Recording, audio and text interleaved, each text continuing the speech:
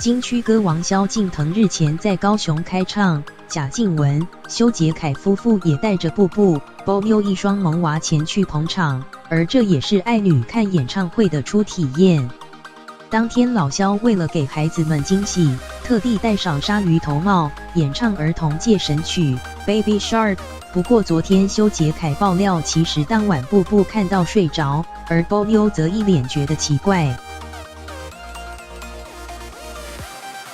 修杰楷昨天出席代言活动时，谈到日前全家一起到高雄参加老萧演唱会的趣事。当天老萧为了孩子们特地准备了儿童界神曲《Baby Shark》，还戴上鲨鱼头帽，精心策划打鼓表演。岂料当天布布竟看到睡着，老爸修杰楷爆料他直到听到鼓声才醒来。